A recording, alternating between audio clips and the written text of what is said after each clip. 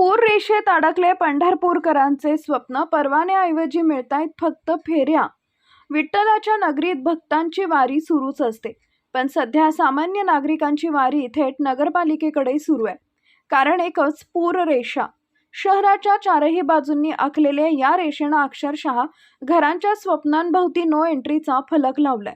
गुरुदेव नगरचा अर्धा भाग, जुनी इस्बावीचा तृतीयांश, संत पेठेतील मोठा हिस्सा, कालिका देवी चौक, प्रदक्षिणा मार्ग, जुनी पेठ, कोळी गल्ली, भजनदास चौक, नाव घ्या आणि समस्या तिथेच.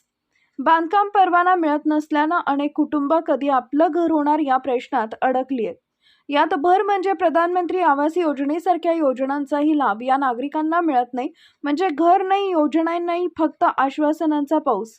दरम्यान शहरात सुमारे 150 ते 200 बांधकाम फाईल्स प्रलंबित असल्याची चर्चा रंगली आहे. पण या फाईल्स पुढे सरकण्याऐवजी टेबलावरच विश्रांती घेत असल्याचं चित्र दिसतंय. नागरिक मात्र रोजच्या रोज नगरपालिकेच्या पायऱ्या झिजवत आहेत. या सगळ्यावर आता लोकप्रतिनिधीही आक्रमक झालेत. नगरसेवक लक्ष्मण भाऊ शिरसाट, सुनील वाळुंजकर आणि माजी नगरसेवक विक्रम शिरसाट यांनी मुख्याधिकाऱ्यांना थेट जाब विचारत स्पष्ट इशारा दिलाय. हे फक्त कागद नाहीत, लोकांची स्वप्न आहेत. निर्णय घ्या, नाहीतर आंदोलन ठरलेलंच आहे. यावेळी सोलापूर जिल्ह्याचे माजी आमदार प्रशांत परिचारक यांच्या मार्गदर्शनाखाली तसेच नगरसेवक लक्ष्मण भाऊ शिरसाट व सुनील वाळुंजकर यांच्या नेतृत्वात माजी नगरसेवक विक्रम शिरसाट यांनी या गंभीर प्रश्नाकडे ठामपणे लक्ष वेधले.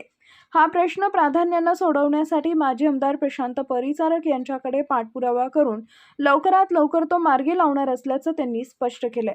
आता प्रश्न असा, पूररेषा बदलणार की पंढरपुरांकरांचा संयम संपणार? पंढरपूरमध्ये सध्या एकच चर्चा रंगली आहे, घर मिळणार की फक्त फेऱ्या?